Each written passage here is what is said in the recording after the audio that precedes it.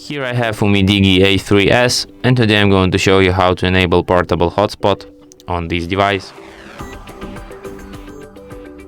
So first of all, you have to open settings, then you have to go to the network and internet, hotspot and tethering, Wi-Fi hotspot, and then just tap here to enable this hotspot.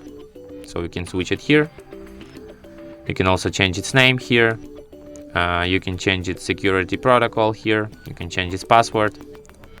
In the advanced, you can also set it to turn off automatically if no one is connected. You can change its AP band. You can reset its OOB settings, and you can also set maximum amount of connections for this mode. And that's it. Thanks for watching. If you find this tutorial useful, don't forget to hit that like button and subscribe to our channel.